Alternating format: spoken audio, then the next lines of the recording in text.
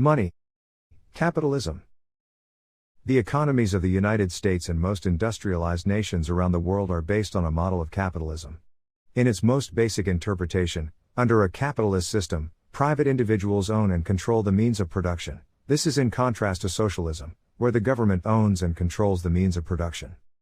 In capitalism, consumer demand drives production and consumption. Capitalism gives consumers more of what they want and are willing to pay for, and less of what they don't want and are not willing to pay for. What people want usually isn't so great, because unfortunately it is often not going to save anyone's life. Bigger houses, faster cars, more expensive jewelry, how many of these things are what you will remember on your deathbed as what mattered? As an entrepreneur, you must choose, do you want to get rich the easy way first by giving people what they want, and then try and do good in the world, the Bill Gates method, or should you take the harder route, and get rich by making the world a better place along the way? Technology and innovation. Technology is letting us do some cool things today that we couldn't do before. In Sweden, there's a program that if you give blood and your blood is used to save somebody, you receive notification about that. Well, that's pretty cool if people are going to do good things and get good results for the world. It seems like a great idea to actually let them know about it, and like a great idea to reward good behavior. There is also an app that allows you to act as the eyes of a blind person. When a blind person might need to see something they need a description for, they can show it with their smartphone and let someone else tell them what their phone is looking at. There are other cool things, like utilizing an unoccupied car sitting in a parking lot. In the world that has the ability to transport people and goods, this reduces the number of cars on the road because we can use all the cars that are just sitting at rest in parking lots to do good things for the world and move people around.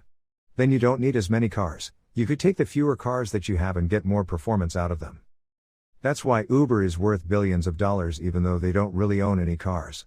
They've created a strategy whereby other people that have unused resources like cars, or like Airbnb did with housing, that were going underutilized, now we can maximally utilize the things that we've already worked hard to build and maintain. There's probably some more industries that have underutilized assets that somebody is going to come and make a couple $1 billion off of, find a way for us to get more of what we already have.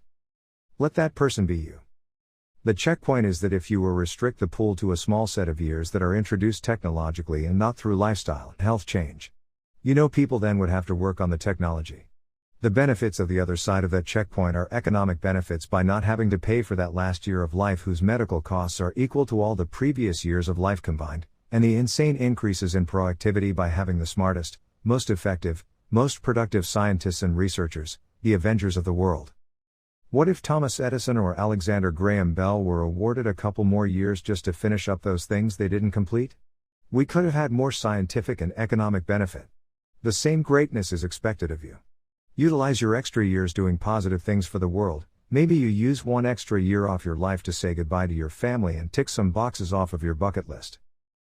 The funny thing about money. The funny thing about money is that if you properly get the most value from it and turn it into goods and services, you don't actually have it anymore. If you used it to buy a business, what you really bought was goods and services for other people, because that is what businesses do. Really all the cool things that people want, that they need money to buy, they don't really go in the money section, and they go in the environment section. Now in theory, the things that you could own but not have in your environment would just really affect your internal environment emotionally knowing that you own them, even though you wouldn't be physically in their presence. Mindset. Imagine that when you closed your eyes, millions of dollars were put in your bank account, and sometimes they were taken out. They came and went like breath. Would you feel it? Then why do you care so much about how much money you have that you're not using? Once you become wealthy, you feel the need to get more and more, and for most, it never goes away. The greed and the desire is real, and you become trapped by success. You become your work, you become your bank account, and it's a terrible thing to happen to anyone really, for how can one cleanly decide what one wants from life when there is so much risk involved with changing, while one gets so much reward by staying the same? Valuing income over savings. Some people are happy to get a 50% discount someplace where they're valued. Others are happy to say they get half off the planet because they've got twice the income. The importance of gratitude. If you're so smart, how come you aren't rich? If you ain't rich, life's a bitch. Warren Buffett, the difference between rich people and really rich people is that really rich people say no to almost everything. This is the world we live in today.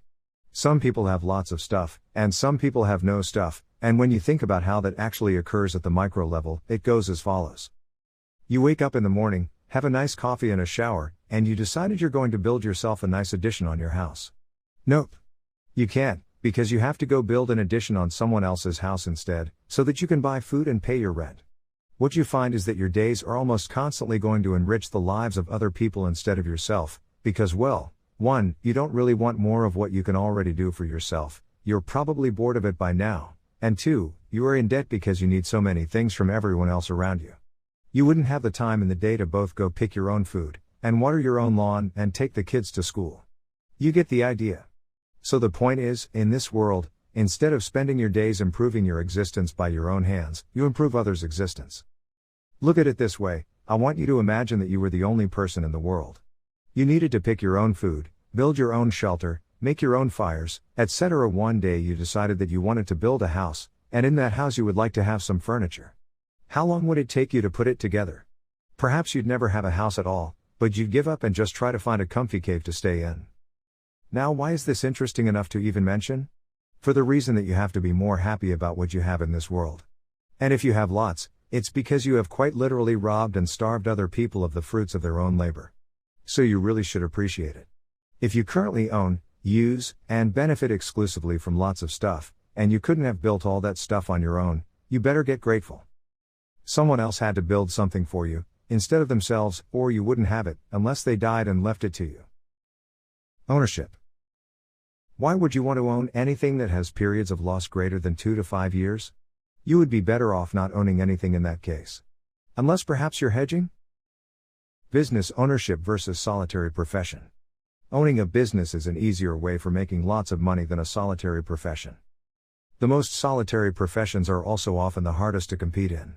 Since the most rewarded and powerful concept in the world we live in is the concept of ownership and property, then anything related to business, investment, and capitalism in general is aligned with that most powerful of principles. Thus, you kind of get to cheat the system a bit, because not everyone else is interested in taking advantage of that capitalist magic for themselves. This leaves you the free profit left on the table that they weren't interested in.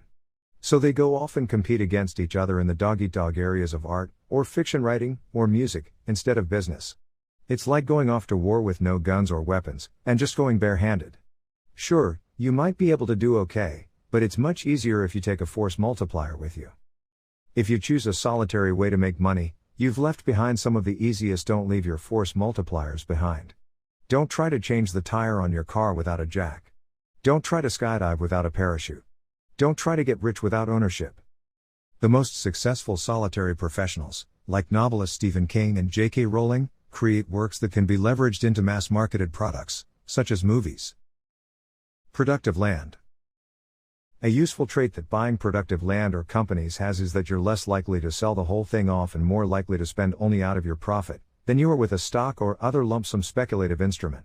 It's harder to separate in your mind that you had a profit from a trade, and that you should only spend the profit. You can also much more easily find yourself without any income or any gain, or having to sell of a little part of your business every time to create profit, because that's what it is. If your stock appreciates and you want to eat, you have to sell some of your stock, so you're actually constantly owning less and less of that actual productive thing that you own, which is the company, because you need to get money out to eat. That's not beneficial. That's part of the reason that when someone tells you that you need to use compounding interest, save forever and never take anything out, because one day when you can't go back in time and buy back quality of life in earlier years, you have more money than you need. Yay! Now you have more than you need, by going without for so long. SciVive is not very interested or excited about testing to the limit of everyone's delayed gratification muscle. SciVivers would rather see you become excellent and make money by making the world a better place than sitting on your ass and letting compounding interest try to make up for your personal lacking. Go forth and kick ass, forget about compounding interest. The $75,000 happiness myth. They say you need only make $70,000 a year to get maximum emotional benefit. SciVive probably won't reference the science of this stuff, and make it more folks knowledgeable. I don't like this $75,000 thing. Let's look at how inaccurate this number is. Do you have addictions like gambling and drugs? You need more money. Do you have kids and a trophy wife? You need more money. Do you live in a super expensive place like San Francisco or New York City? You need more money. Are you terrible with finance and have lots of debt you need to pay off? You need more money. Saving up for retirement? Well, is that 5, 10, 20% of your salary? You need more money. With all the variance between different locations, lifestyles, and luck, it seems pretty silly to slap $75,000 on the price tag and call it the price of happiness. How useful is this number to people living outside the United States? Not very. How does one see if the cost of living adjusted this? That would make it slightly better. How many people do you know that actually got rich this way, only through compounding interest? Unfair world. If you look at anybody that's really wealthy and they have something expensive, that took many people a long time to build. Maybe it's a house, maybe it's a car. It just shows kind of the unfairness in the world that 10 people had to sacrifice all of their time for the joy and benefit of one person. It's a little bit interesting, and why do they do that? Because he was here first. It's a little weird. Stupid copyright law. Our small world programming for property being a thing and making great sense was extended to these new giant things that we couldn't dream of back then, and it's rather perverse. Intellectual property is even funnier. How can you own an idea? Literally own it. And then own it 50 years after you are dead. Do you really need to own stuff while dead?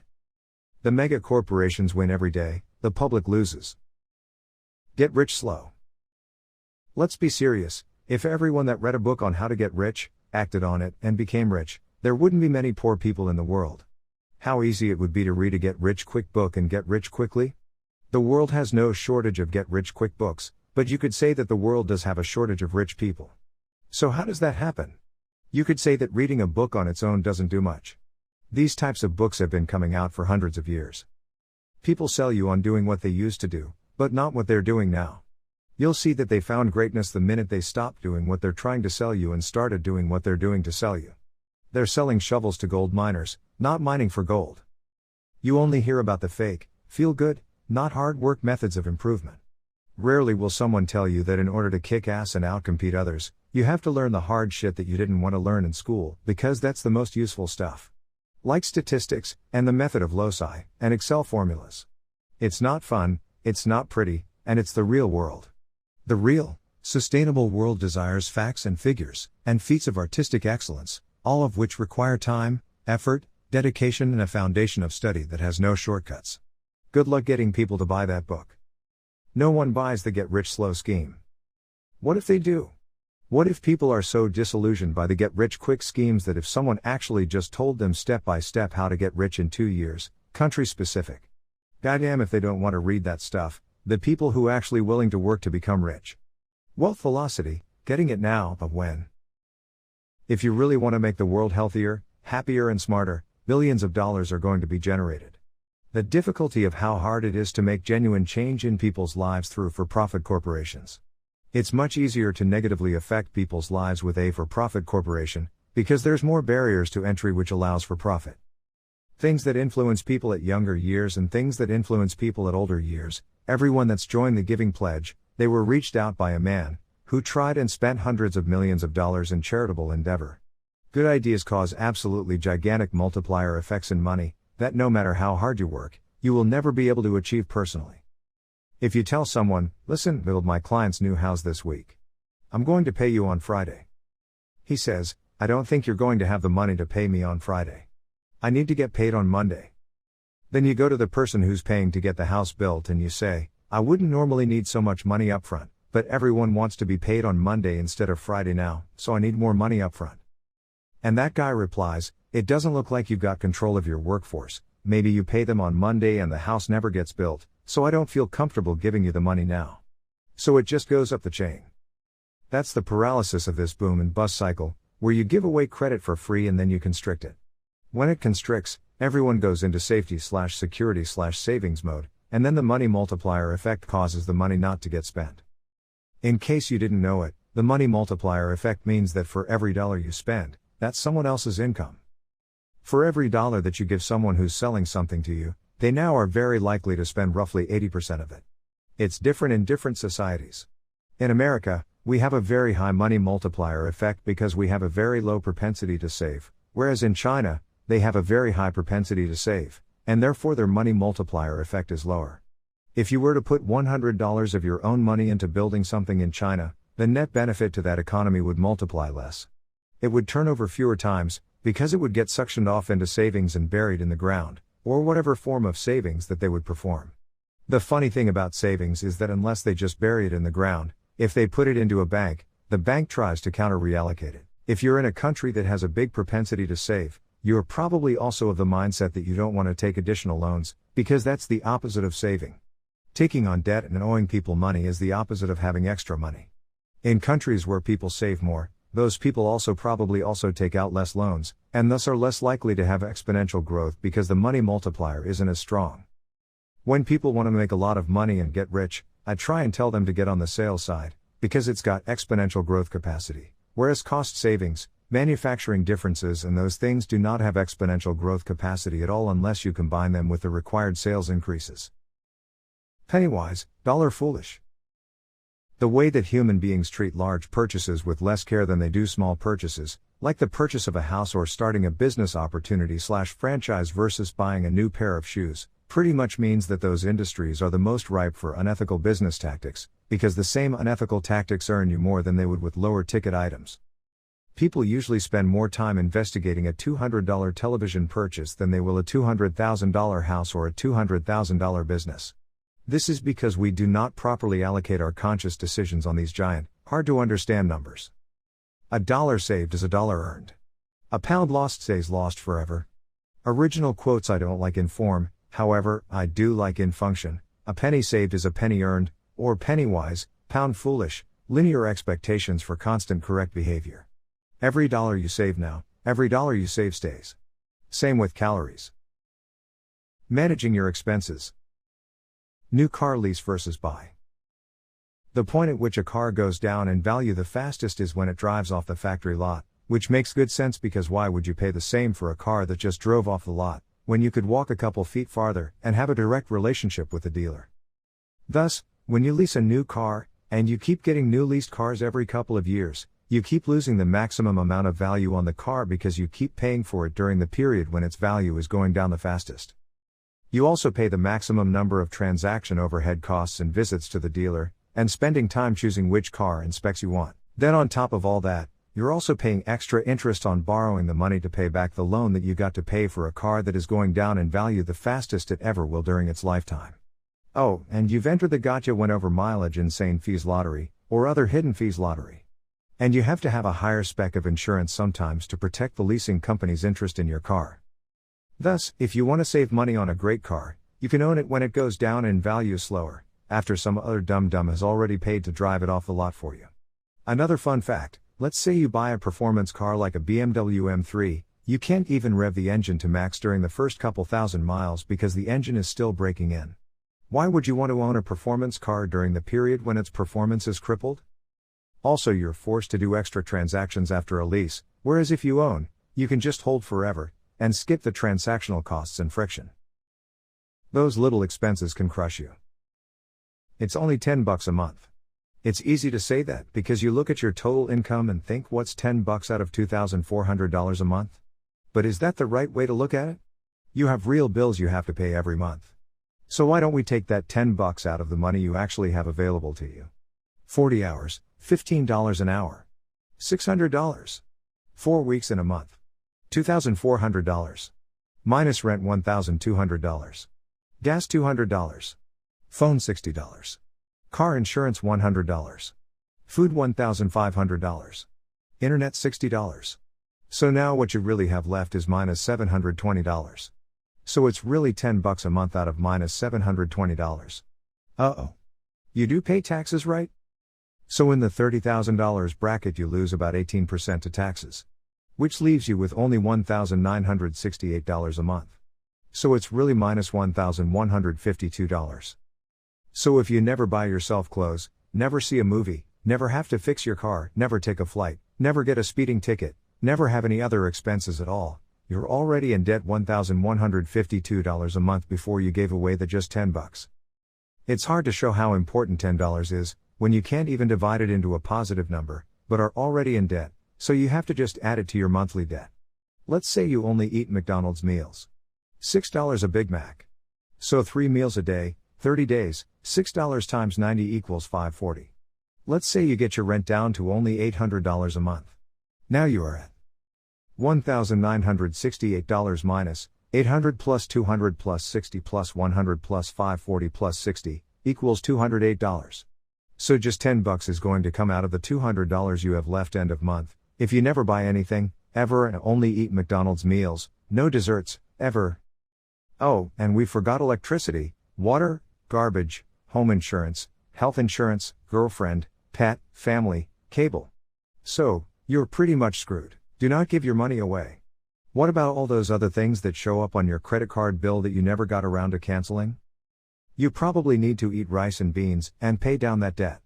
Affordable healthy food is a great start to making money appear where there was none. Jobs. Automation is our friend. Imagine 100 years ago you were a concert musician, and you heard that there was a new device that was going to take your job. This magical device would allow people to record a better musician than you, on the same instrument that you play, and everyone else in the world would be able to listen to that better musician, perhaps with a better instrument from the comfort of their home, over and over again for free. You would be pretty scared and pissed off, right?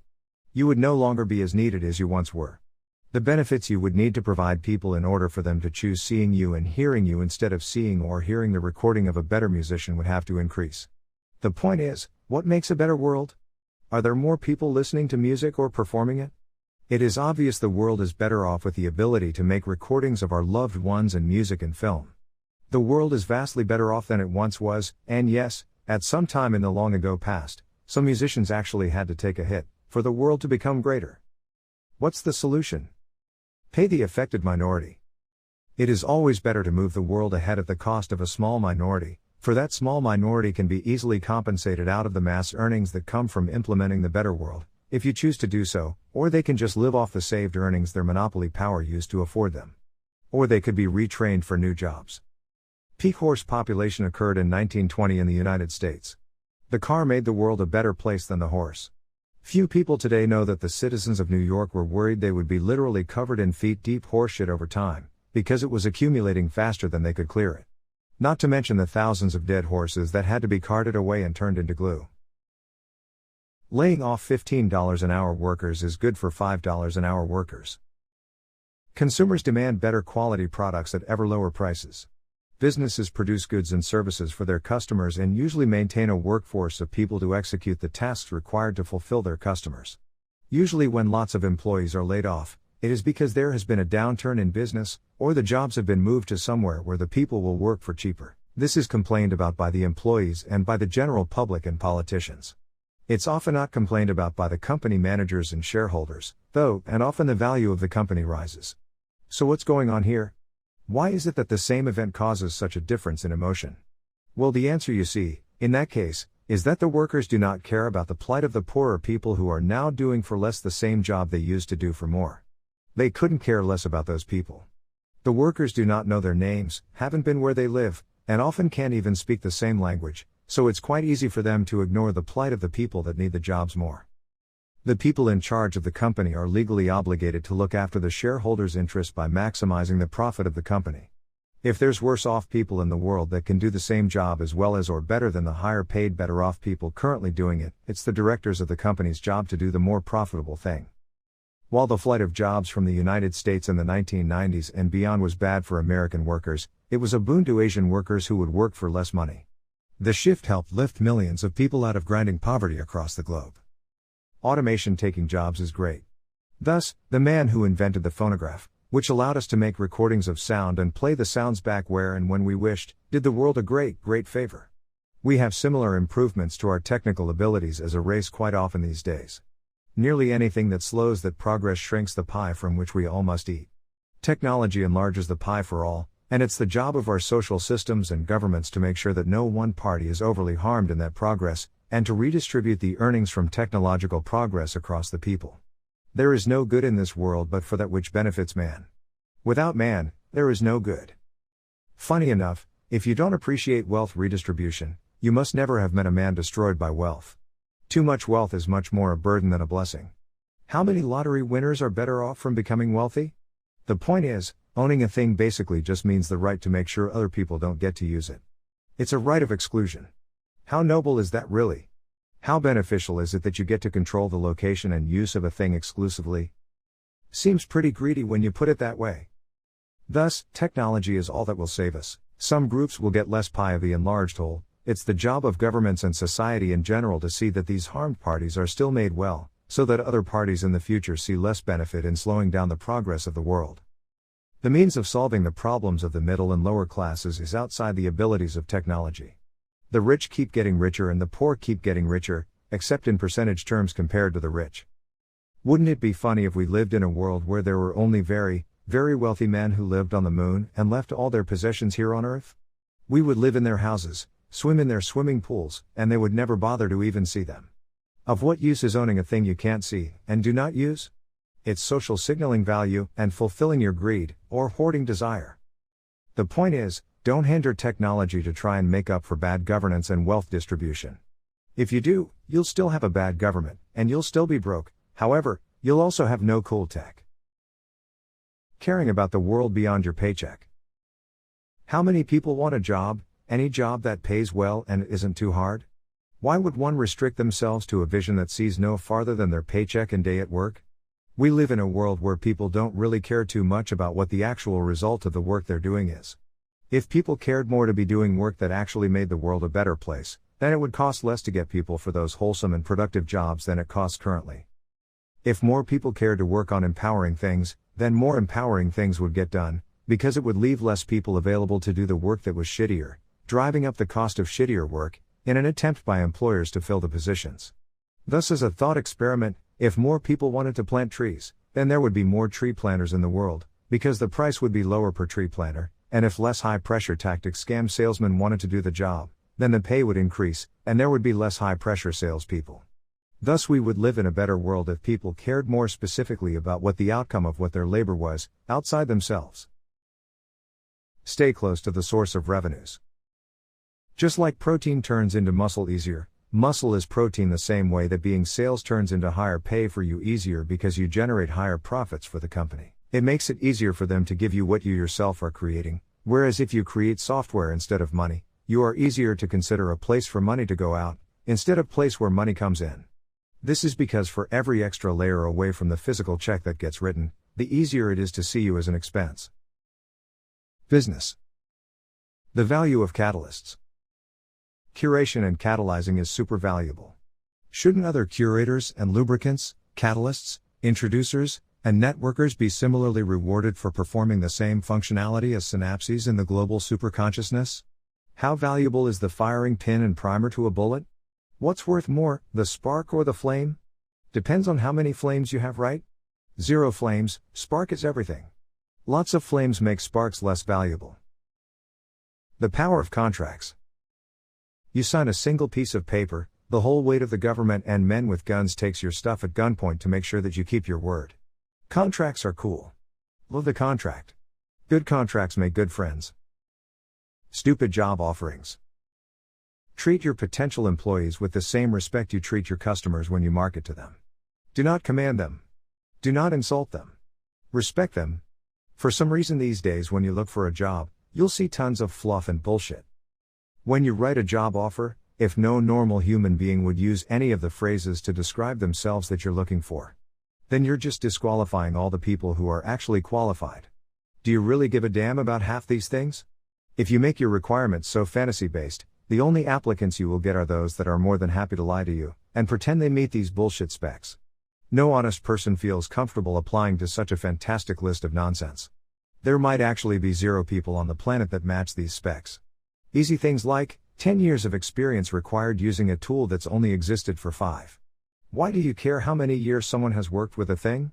Does years using a thing actually point to competency? If a person bashes one's own big toe with a hammer for 10 years, does that make that person a master carpenter? It doesn't matter what you have done, it matters what you can do.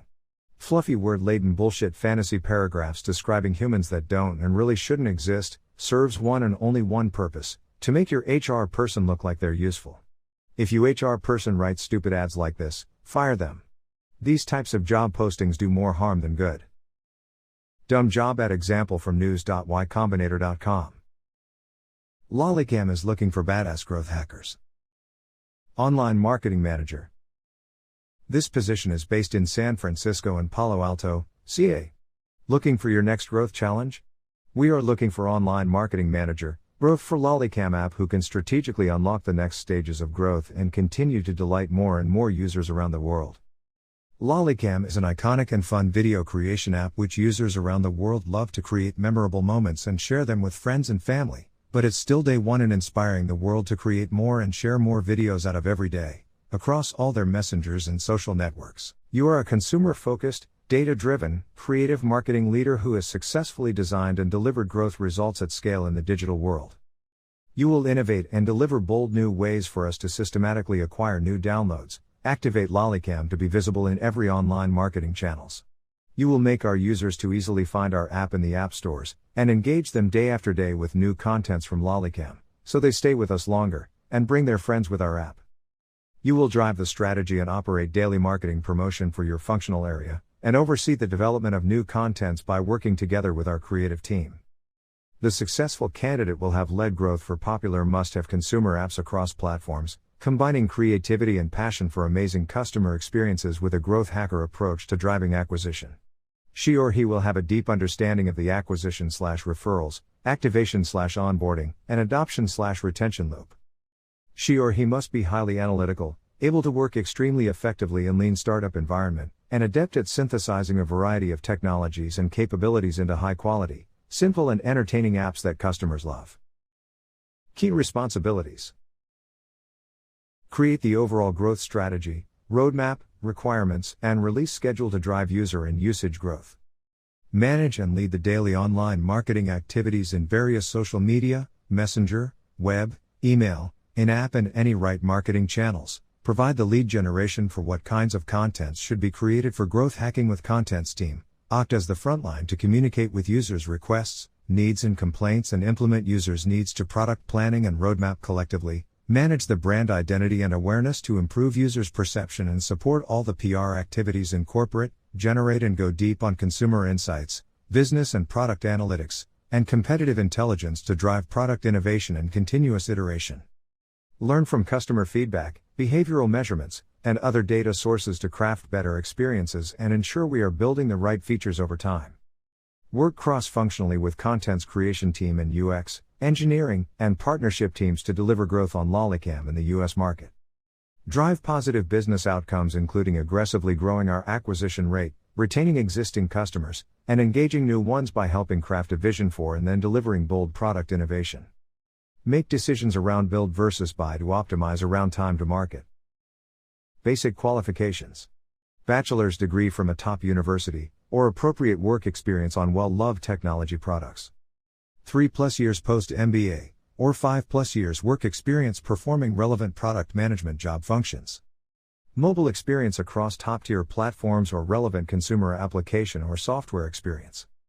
Experience relying on analytics and data to shape product decisions and empower tracking the effectiveness of change. Extensive multivariate, A/B, testing and funnel optimization experience. Passion for mobile video and media business, experience working with a cross-functional team across design, marketing, and engineering team, being comfortable in fast-paced and international startup atmosphere. Experiences to grow mobile apps over 100 million downloaded globally are the strongest plus, excellent communication and interpersonal skills. End of ad. What do they even do? Oh, they put funny hats on your selfies. Wow. Just wow. Every sentence is so full of fail, that it's like picking out diamonds out of a pile of diamonds. Pro tip: people reading job ads are not looking for their next growth challenge. They're looking for paychecks. Might you mention a single thing they would actually care about? Are your chairs comfortable? What real humans would they be working with in the office? What do you pay? The friction introduced by neither party throwing a pay number out there far cancels out whatever negotiating power you think you're getting. Imagine if you treated your customer-facing ads the same way you did this job ad. You are a user, come spend time on our app so we can make money. You will drive up our minutes on site. You will make your friends use our app. You will be our customer now. This poor form, that you would never do to a user, you're doing to the people you hope to work alongside in the real world? Speak to their needs first, then yours. Well, if everything can be an example or a warning, I award you, best example of a warning. Please learn 2 English for your next growth challenge. Bad HR guy. Perhaps look for a human that's ever actually existed, you iconic yet day one legend you. It's probably poor form to make fun of an ad for a company parodied in the Silicon Valley TV series. Please treat your potential employees as you should you customers, speak to the things they might actually care about. You are writing the job listing for them. Aren't you? Why? Double or nothing until you call it even, then bounce. I used to play poker when I was supposed to be studying in school in between classes. I'd be able to deal standing up while I was walking around and it was a lot of fun. I had this one friend named T. D. and T. D. would lose a lot. We used to play very volatile style, and he would owe me a lot of money. He would say double or nothing, and we would do double or nothing and he would lose, double or nothing and he would lose again. Now he owed me so much money that he could never pay it back, and since he would never be able to pay me anyway, why don't I just let him double or nothing until he was even, and then maybe we can get him to lose an amount he'd be comfortable paying. That's what life is, because of bankruptcy and because we don't have debtors' prisons, and prisons full of slaves. Or at least not there because of the slavery. Then if you are the risk-taking type of guy who's willing to double or nothing enough times, all you need to do to be rich is just to leave off on a double win, because when you lose you don't go under negative, just file bankruptcy and you go back to zero. It's an asymmetrical war. You have a call option on the progress of the world. You take risk, double or nothing, stop on a double. If it doesn't work out, you don't go into the negatives, you just go to zero, because you are able to wipe out your debt like that. People that are constantly rolling nothings eventually get a double. Working a job versus owning a business. When you own a business, you help many people. When you work a job, you help one person, your boss, assuming the company has a single owner. It's kind of like that. You'll get more from serving others than you could ever get serving yourself. The sooner you start helping everyone else get what they want, the sooner you can hire a team of people who focus solely on making your life better, so you don't have to. New computers coming out? They migrate you. New restaurant opening, you're already there on opening night, because their job is to spend 40 hours a week making your life awesome. The sooner you can benefit others at scale, the sooner you can reflect that scale back to yourself, and have multiple people doing full-time, what you could never have the time, inclination, or perhaps ability to do for yourself. It's easy to think that what makes a man rich is what he does. In fact, what makes a man rich is what everyone else does. Bill Gates isn't wealthy because he started a business, he's wealthy because the entire world bought his products. It is the world and its systematic behavior that causes things to happen. This way you can understand better that a different human Bill Gates would have emerged having performed the same task perhaps at a different time. There has to be some merit in shifting the focal point externally. I know it accounts for monopoly. If the government doesn't enforce your contracts or keep people from stealing your ideas and customers and goods, what do you have? Commerce is only possible through a group communal enforcement of goods. It's the system of other people that allows you to do whatever business you wish, more so than it is your raw desire. You're probably already copying and using the same ideas and principles that have existed for thousands of years. Let's give society and the system the respect it's easy to forget is deserved in the nice first world. If you were to try and operate a business in the third world, you'd quickly long for a real court and real police. You have to put things in the right perspective. Look at the whole world. Give a random person $1 million, or take away $1 million. One's quality of life in regards to longevity, health, and enjoyment of life won't be greatly affected. But if some huge breakthrough is found that cures a disease that might develop, or if some new popular thing comes along that brings great joy to one's life, the things that may or may not make that person's life more enjoyable or longer or healthier have much more to do with things outside of control whether that person has that $1 million or not. Look at the Tesla car, for example. It's the safest car, it's the fastest car, and whether you had $1 million or not, you couldn't buy one until someone with a couple $100 million put money on the line to invent it, build it, make it available, and allow you to be aware of it. And so, if you're truly globally conscious, you'll minimize the degree to which you think your money is going to make a huge effect in your life, and maximize the degree to which everyone else's productivity will. Your focus. Focus on something that someone else actually cares about that you can solve a problem for. Study marketing tactics. A lot of people get to choose price points. Maybe in this industry one price point beats another price point. Study color scheme. What color scheme should your website be? Does orange actually make people hungrier? Does hunger actually sell more of your product? Study timing, study cross sales, study up sales, And study something that can exponentially grow so that you can solve somebody's problem financially. Don't study things on the cost side that you can't get exponential growth from. Oh, I reduced your costs to zero. A linear benefit. Please let me get a little bit of money, please, sir? And then, it's not applicable across industries usually. Oh, I found you a way to make this product without using this chemical, so now you save more money. Okay. Well, great. What has that got to do with selling tea in China? Not a thing. Goods and services are all that matter. If goods and services are how we measure the productive output of the world, then you only have two choices for making honest money in this life. If you start out as most of us do in this world, then you have to work for a living. If your choices are to perform services or make or sell products, SciVive strongly suggests you go the products route. Products are better than services. Products are better than services. A lot better. When you sell the hours of your life for money, you never find more hours to sell. You can also never increase your product range. You only have the hours you have. The best you can do is improve the market into which you sell your service, the hours of your life. You raise the price on your services. This is called getting a new job, and finding a new boss to pay you. With products, you can scale up. You can expand your product range, expand your sales into other states and countries, get better prices, have special offers, package it better, offer it with other things, cross-sell, upsell, co-brand, private label, on and on and on. And now you have a brand that has value of its own. You not only have a future and options, you can also make 10 times more sales every year, for quite a few years. Now let's say you instead start a service business and now you're relying on the most unreliable thing you're likely to find. Teach your first apprentice? Great. Now you have your first competitor. You want to serve 10 times more customers in a year? It's easier to sell 10 times more boxes, quite hard to do 10 times more house calls. If you want help doing something, you need only dream what tickles your fancy. If you are driven by curiosity, like many are, it creates a drive in you that is not easily overcome.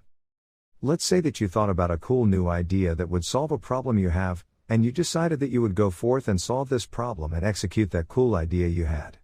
Then you remembered one of the tenets of a survivalist, which is if you work hard to solve a problem for yourself, and that problem isn't well solved for other people, then you should take the time required, in this ever-shrinking and more niche, crowd-funded world to solve that problem for others.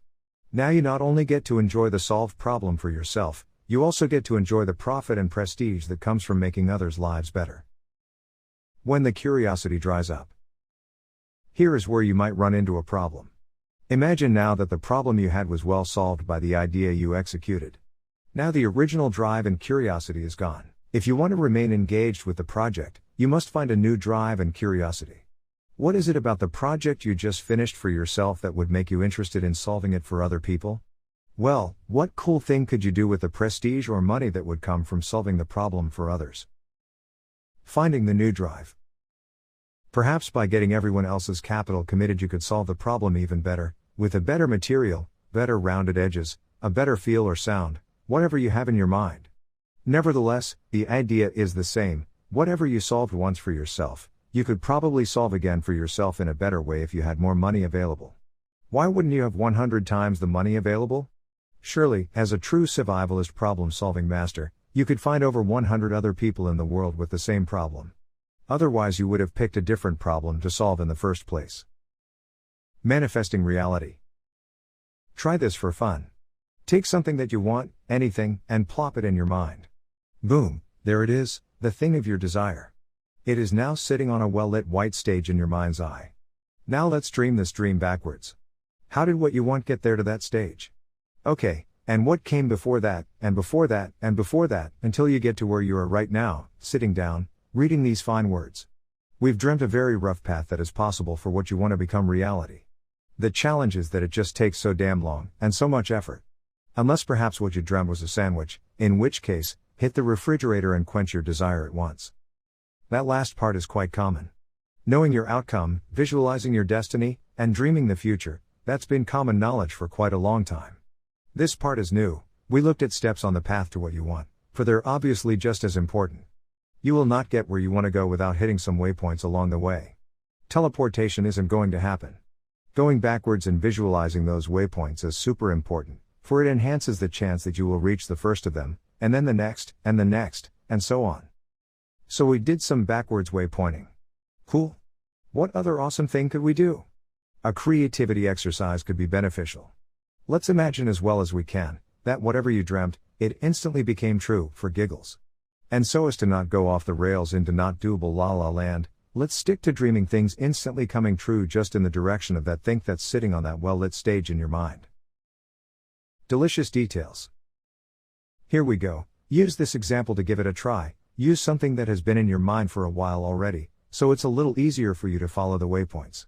Let's use a common one, a website idea. On your stage you can visualize the website. Back in the old days you might have dreamt it as a building, but how many people can you positively touch with a building that contains a single business? At the top of your website is a beautiful call to action, a headline, something that the people visiting would actually care to hear and read about. It could be funny, it could be true, or both.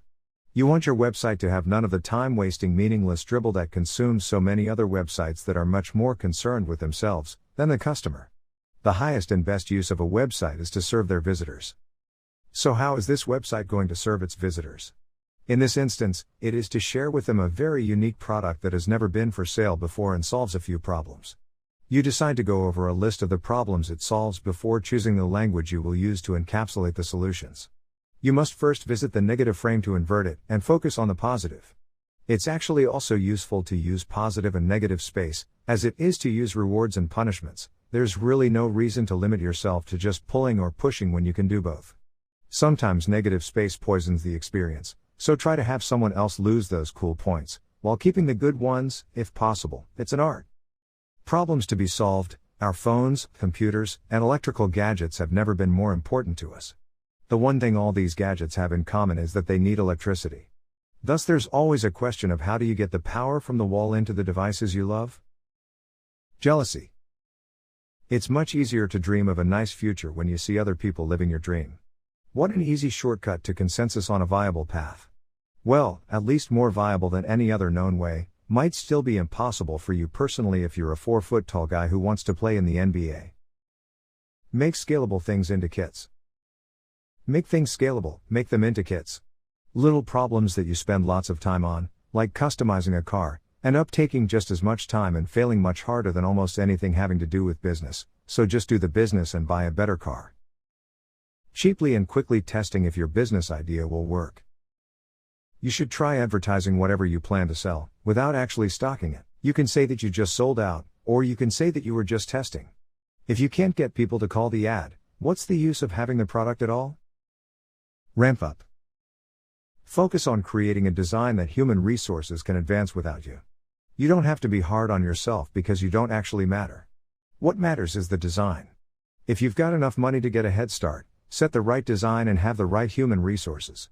You could do a terrible job and waste your life away, but the thing you create will do a great job, and perhaps those people that you hired and that you control, they're going to do a great job no matter what you do. Then, despite yourself, no matter how bad you mess things up, your employees are still going to do good work because there's people out there that just exist that way. Some people just kick ass because it's what they do. The term startups. Startup is a misnomer, a useless description of companies. If you are going to use words to describe things so that you know the difference between one thing and another thing, which is why everything doesn't have the same name, then you might as well stop calling businesses startups. This is because the important component of the endeavor is what they are out to do, not how old they are. That would be like calling McDonald's that 50-year-old company. No one cares how old or new your company is, we care about what you are doing. Let's stop calling all damn startups, startups. Let's refer to them as to what they are actually trying to do, and stop focusing on their age. Or maybe, if you wanted to, you could use their user account or some other metric that is actually useful. There's not a great deal of similarity between a company that's got 100,000 customers and is only 6 months old being called a startup, and some dumb idea that you had in your basement about selling lemonade at a cardboard stand in your front yard also a startup. Calling both of those things the same thing kind of breaks the usefulness long term, which was not useful to start with. When you launch a startup, there's a very good chance that you're not going to make a positive impact in the world, because you're going to run out of money. Lots of people come up to you and say, "Hey, I've got a really great idea, but I'm afraid to tell it to you because I'm afraid that, you might do it." And then you say, as Seth Godin does and lots of other respected authors in the business world will do, is tell them that ideas are actually quite affordable. As a matter of fact, Ideas are just about the least costly part of any business. You'll see lots and lots of great businesses with great ideas fail because in fact the hard and expensive part is cutting the wheat from the chaff. In addition, some of the best products that you'll find in the world that are well executed were not what they started out as. For instance, Flickr was originally a video game company. They accidentally became a photo sharing company, a good photo sharing company. Facebook was once meant to be just a way for people to talk to their friends at Harvard. Then it became a status symbol. From Wikipedia, Facebook is a social networking service launched in February 4, 2004. It was founded by Mark Zuckerberg with his college roommates and fellow Harvard University student Eduardo Saverin. The website's membership was initially limited by the founders to Harvard students, but was expanded to other colleges in the Boston area, the Ivy League, and gradually most universities in Canada and the United States, corporations, and by September 2006, to everyone of age 13 and older with a valid Harvard email address. They wanted people to be able to get an address there, and they thought that that was their value proposition. Hey, look, your friends will kind of think that you're at this exclusive college. And then it turned out that no one cared about that, and they cared more about all the other things the website offered. Slack, a multi-billion-dollar company, became a chat and collaboration app, but originally they were supposed to be something entirely different. I can't remember right now, but they just built that app in-house to manage the stuff they were doing. And 37 Signals I believe started the same way. They just needed something in-house and they did what they needed. That story has happened over and over and over again where execution is so good that the idea you didn't have originally is what makes you all your money, all your success and makes everyone happy and gets you all the clients. The thing you weren't thinking of, which you thought would not work well, the side thing, is what actually got attention from the masses. The thing that you thought was awesome, the thing that you got funding for, the thing that you worked so hard for, failed and disappeared. Only because you were able to execute great on this other idea by making a smart pivot move are you now able to make billions of dollars. Cut out the middlemen. If a matchmaker introduced a man and woman for pair bonding and said, "So I'm going to need you both to have sex with me 10% of the time you have sex with each other, because I helped the deal happen, that's my cut." This is an example of how middlemen use scum tactics. Dad, son, and Facebook. Son tells Facebook, "Come see my soccer match." Facebook tells Dad. They're all at the same table. Dad then tells Facebook okay, then Facebook tells son okay, and also mentions that he might want to buy some soccer shoes. This is the world we live in. Scaling. Scaling is easier when code does the work for you. Part of the reason that doing a software business is so much better than any hardware business, if effective, is because the amount of good that you can do for others isn't restricted by them having to buy, have shipped, store, and perhaps charge for a physical thing. Their life can be affected in a beneficial way at nearly zero cost per extra user. That's why if you can find ways to help people digitally, or through information, it's much easier to help more people. Remember this principle. It's easier to make money by affecting millions of people a little bit rather than a few people a whole lot. It's basically the limiting factor of how much you can positively affect someone's life. Even if you meant the whole world to a person, how could that person's whole world possibly compare in value to a small piece of world but from 1 billion people? No matter how much you could do for a single person, you'd find it hard to not make more of an impact no matter how individually small times 1 billion people. Focus on profit. Leave the less impactful things outside, just bring in the profit. Try to do the things that are worth doing and not all the things you could do, but aren't really worth much. The 80-20 rule makes it so that 80% of your problems come from 20% of your customers, and 80% of your profit comes from 20% of your products, etc. So by focusing on the good stuff, and getting rid of the bad, you can do great things. Chew and swallow before you take your next bite. Imagine that you start 100 businesses, and you spend all your time shopping for 100 locations for them to exist, and building 100 logos, etc. It's likely you will end up with 0 businesses. Instead, let's imagine you just start one business, do whatever you need to do to get it up and running, and doing well, and then you go on to business 2. It's much smarter to start a thing and finish the thing so that it can be making you money in the background while you start the next thing, than it is to half start 10 things, and watch all of them fail.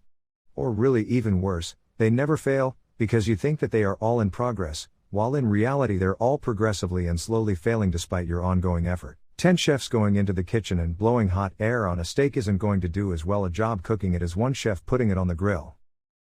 Let your customer know you love them.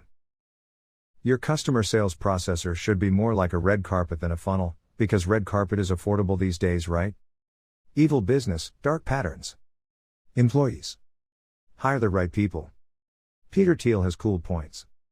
Do you have to be devoid of empathy to break out of groupthink and find a profitable monopoly for yourself? Not caring about what others think allows you to work longer, harder, and on things no one else would care to. The myth of the 10x developer. A 10x developer is an individual who is thought to be as productive as 10 others in his or her field. The 10x developer can produce 10 times the outcomes of other colleagues, in a production, engineering, or software design environment. Some things are so hard that you can either do them or not, you can't half do them. This is where L0x developers actually exist. Some things are incremental, like data entry.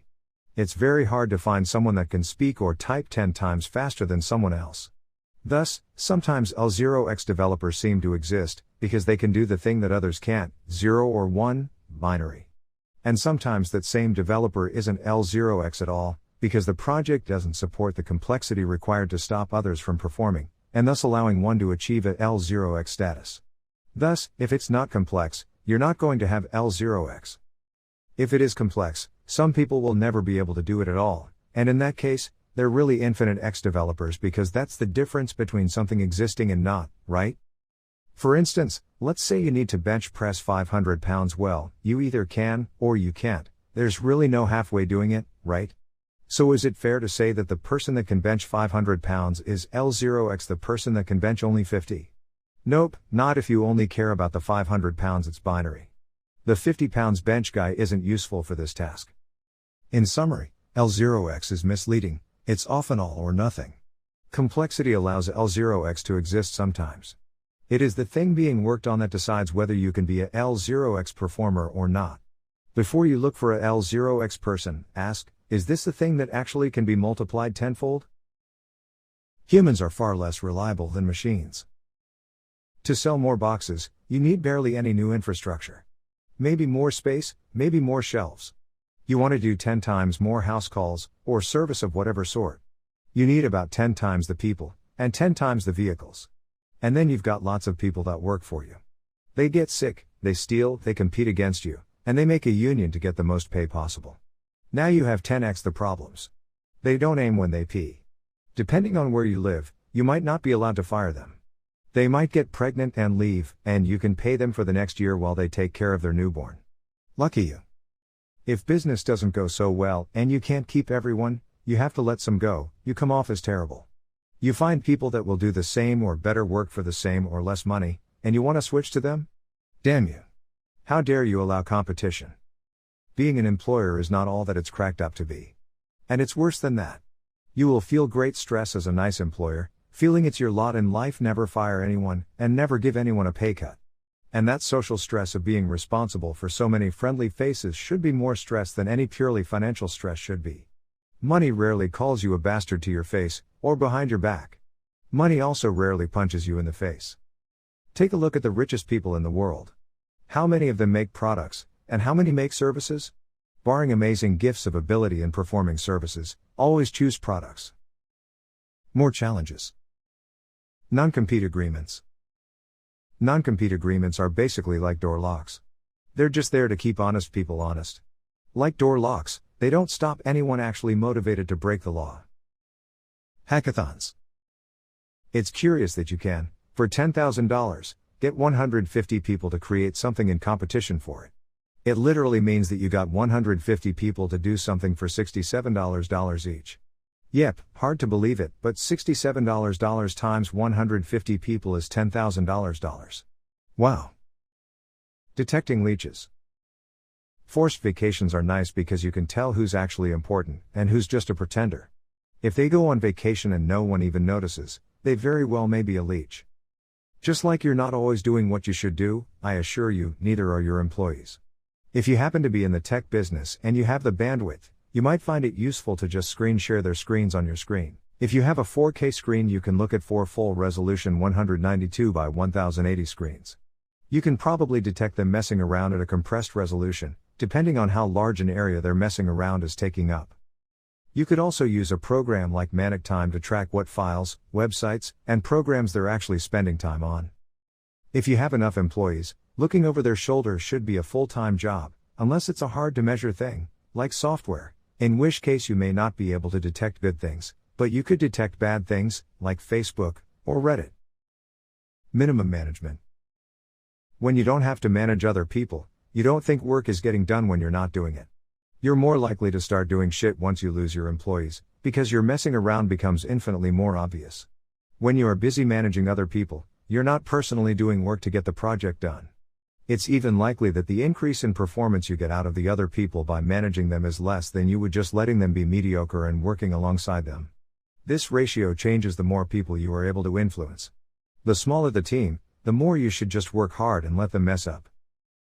Money is good to have. More money equals less risk. Better environment equals more opportunities.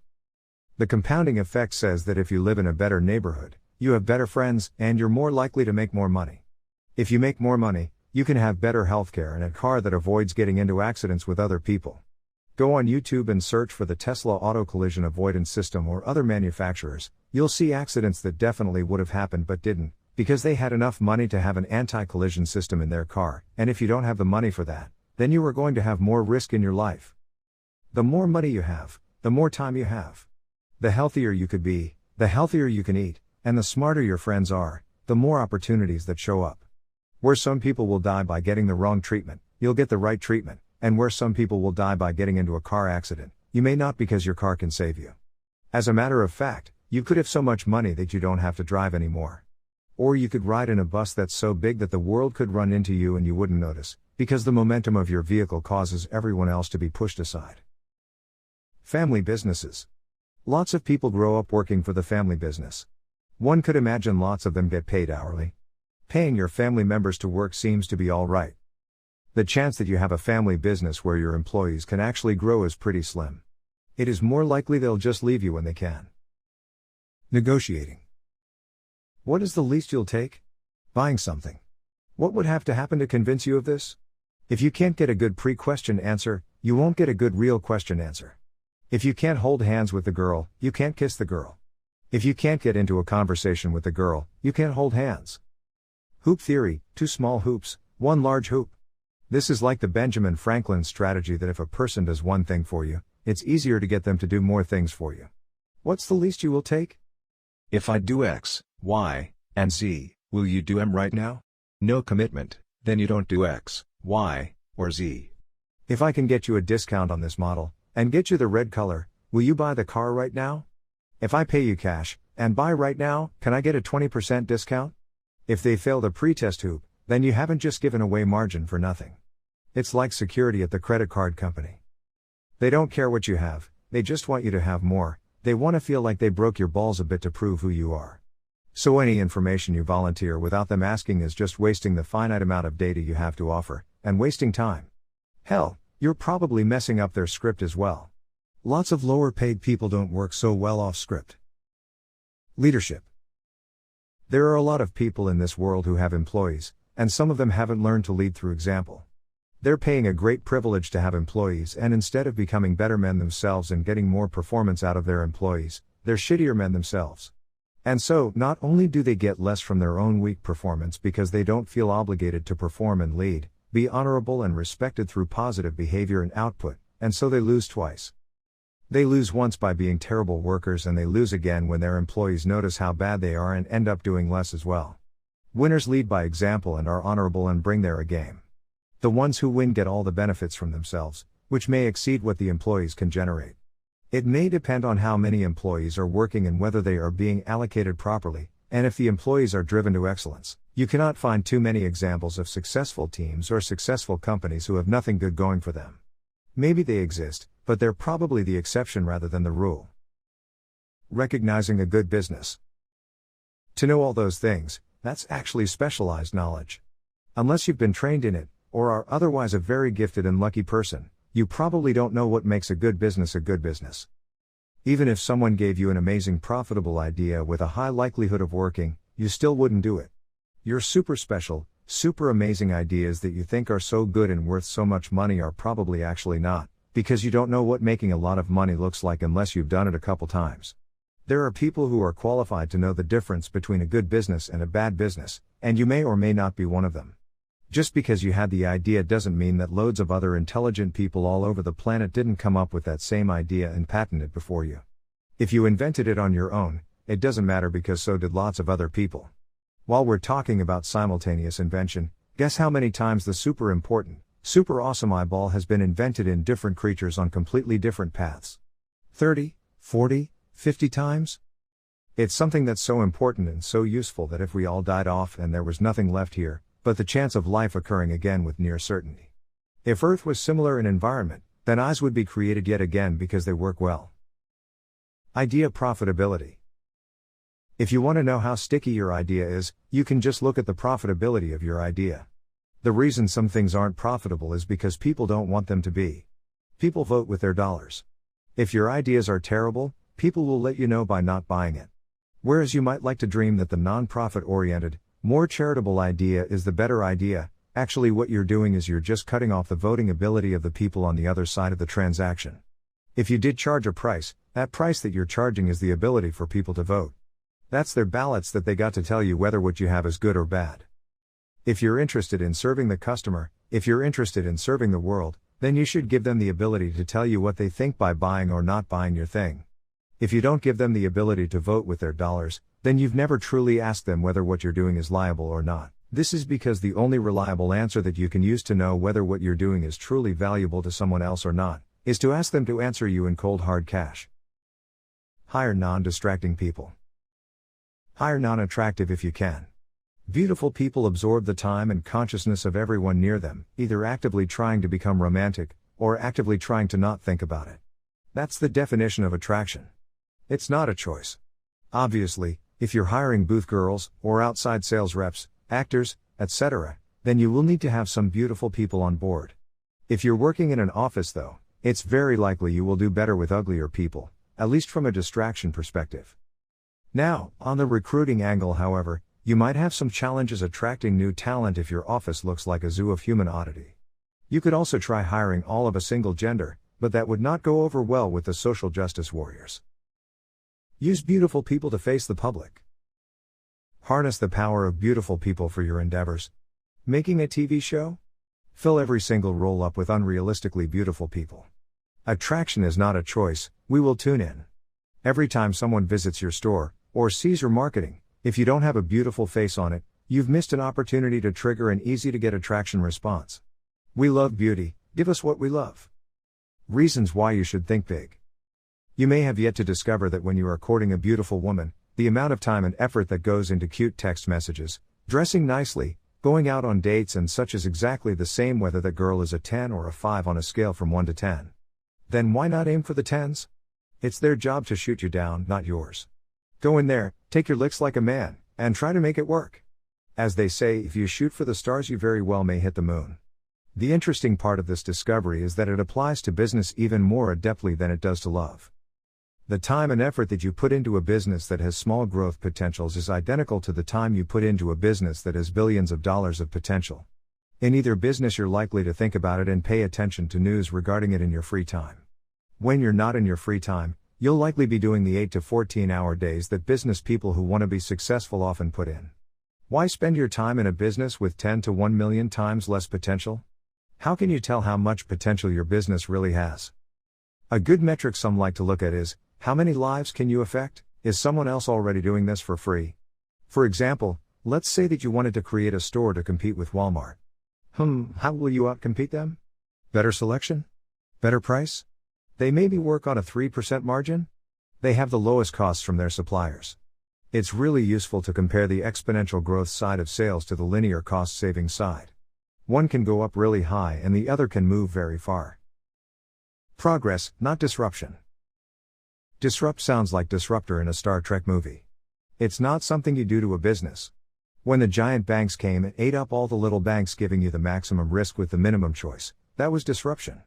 War is disruption. Disruption isn't a noble goal. It's the difference between change and progress. What you want is not disruption, but progress. There are whole business conferences literally called Disrupt because they love to see things disrupted because they think it's very profitable to be disruptive to the existing companies in a space who are making lots of money. First, shareholders in businesses are a minority of humans, not a majority. The only people who love the disruption are the people that are in the minority that stand to benefit massively financially from it, or perhaps anarchists in general. Change isn't what we need, progress is. Disruption isn't what we need, progress is. If you consider a massively successful disruptive industry like casual gaming on your phone, which destroys thousands of years of useful human conscious ability every year, it should be a warning, not an example. Its profit is not a marker of how much better it has made the world, but of how much life it has wasted. So basically, disruption is often anti-productive. If you focus on disruption, you are taking what already is and inverting it. You are not inventing what doesn't exist yet. When you use what already exists as a starting point to calculate the next thing that you will do, then you already have blinders on that will limit your creativity. You don't need a better game, you need a way to gamify things that actually help mankind. You don't need a way to make long-distance phone calls cheaper on landlines, you need to stop having landlines. That type of thinking. Make your customers' lives easier. Look past the sale. What common behaviors do your customers have to perform after they buy from you? Do they have to buy other parts? Do they need installation? Do they have to track shipments? What about before the sale? Are there special tools? Do they have questions that must be answered? Why force them to become experts, and know more about the business than you do? Why don't you do the experimenting and science for them? So few people do this that you can actually make it your brand. You know what your overseas B2B customers have to do when they buy from you, track shipments, and pay customs, etc. Why don't you pull the tracking data off the shipping vendor for them, so they don't have to figure out 2 websites and can just visit yours? Then you can scrape the data to see if one of your mail carriers is slow or losing packages, and they have a reason to come to your website more often. If you give them the tracking number and want them to use it on the shipper's website, why would they come back to your site and see your cool new products? Foot traffic and eyeballs are valuable. Do your own unboxing videos. You spend millions on packaging material and design, but if someone wants to see an unboxing video, they have to go to some garage video YouTuber. Why don't you pay for your own professional unboxing videos? Why don't you do your own reviews as a giant corporation? You see how popular they are, right? The end users care more about the unboxing and review videos than any of the sad marketing fluff bullshit on your websites. Stop looking inwards and get in uptime. Know what your customers should want before they do. Know more about your product than they do. Do all the post-sales stuff for them instead of relying on amateurs to do it for you. Perhaps in the process you will even learn more about what you are making and selling, so that your next version can be better. Multi-tier usage of people in markets. Why don't we see more multi-tier usage of people in markets? Hey, you know someone that has this, you get an X finder's fee. Or, hey, I'm looking for this, I'll pay this and throw you X dollars for the introduction.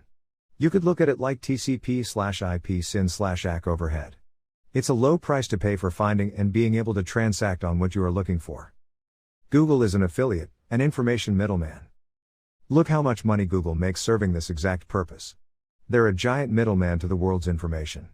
They generate no content worth reading compared to what they index. Look how much money they make. Generous return policy boosts sales. Overall, lenient return policies led to increased purchases, a study found. Expanding your business up and down. It's easier to build down the stack than it is to build it up, because you're already a customer of what is below you. You have an engineering and product scope problem going up the stack, you're not as qualified to know what the customers want up there. Bidding tactics. You can offer 20% over anyone else's offer, and if there's any other action, why wouldn't they come to you? If the other people's offers are too high, you can just say so, you're not morally bound to get super screwed. Or you could include the language, with a reason. Some people like the language, I'll give you 30% over anyone else's highest real offer. This works for items that you really want, and don't actually cost that much. However, most other people, for whatever reason, just aren't willing to pay that much for them. You could use this strategy if you have more money than the average bidder, or you could reduce the amount of the other bids you are willing to pay. For instance, you might say only 10%, and they could still be happy with it. Why would you ever bid early? Always bid at the last minute. Stacking failure modes and duals points of failure.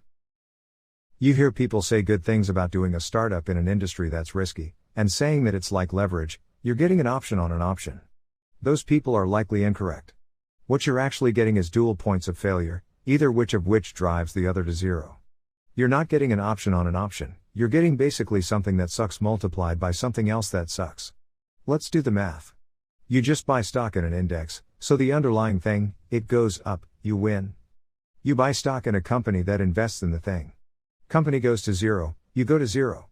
The thing that the company is dealing with goes to zero, you go to zero. Would you rather have two chances to go to zero that multiply by each other? Either one of them goes to zero, you're out, or would you rather just have a single failure mode? Stacking failure modes on top of your idea doesn't give you more leverage, it gives you more failure. If you want proof of that concept, consider startups in the Bitcoin space versus Bitcoin itself. Which one's doing better? No startups are doing even bearably good, while the project itself is doing fine. Understanding is expensive. We didn't need to understand how horses worked internally to build the car. You don't need to understand how cancer works internally to find it and destroy it. The solutions to many problems are found by not looking or caring about how or why the problem exists, but just focusing on what you want, and getting that, not focusing on what you don't want. Would you rather analyze and understand why your room is messy, or would you rather just clean it? Not only does it cost too much, it also limits your creativity, putting blinders on you. Hunt down manufacturers. Dealing with retailers and worrying about their stock is almost nearly always more stupid than finding the root, the manufacturer, rather than hunting your distributors down. Calling all them to see which retailers have a thing, then you know you didn't miss any products. The markets, easy to lose.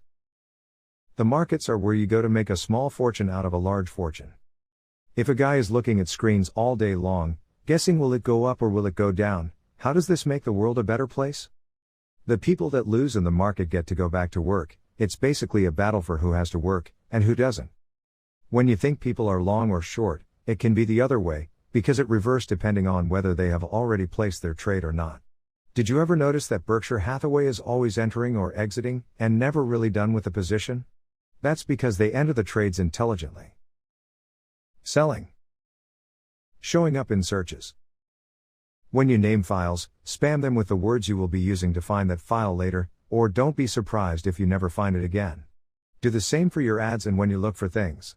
Keycap and keycaps and keycap, and keytop, and keyset all give you different results, but what you're looking for is the same damn thing.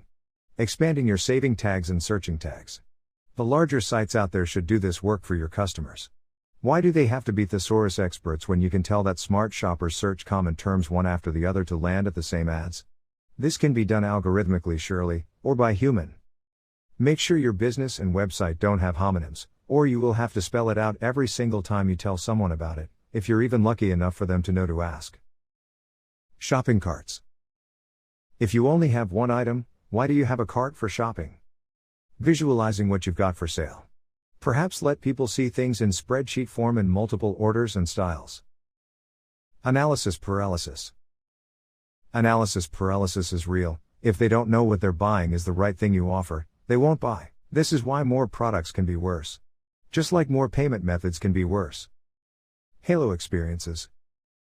We live in a world of 4K screens, yet no matter what site you expand on your screen, it still wants to pretend you're on a cell phone, pretty much. Just like companies produce Halo and concept products to lend value to all the other products in their lineups, so too should websites offer a Halo experience, which would lend value to all the other inferior, smaller experiences they offer on mobile sites. People are trying to spend money on your sites. Why does one have to click next 40 times and see only 4 columns at once? Why is the search feature so deficient? Why do customers have to search 4 different regional sites and beat up on your options to actually see all of what they can purchase? Amazon search is so bad that people are actually building their own external searches to make the experience better. Marketing. In sales, you can offer someone a lie that has monetary value to them. You can tell them that something is the last one you have, when it's really not. You could also say that the item was priced wrong, and that the sales rep will get in trouble if you buy it, and it will also increase the value of the product in their eyes at the cost of a single lie, and some reputation, and you could say your moral soul. Discounts, you're probably getting screwed. Next time you're offered any kind of discount or bargain, you have to assume the odds are not in your favor, because the person making the bargain or discounts or offer is job to get the maximum amount of profitable dollars out of you. And thus, unless some odd mistake has been made by that person and he will actually end up getting less dollars, you are going to end up getting screwed. MyPillow condemned for fake discounts.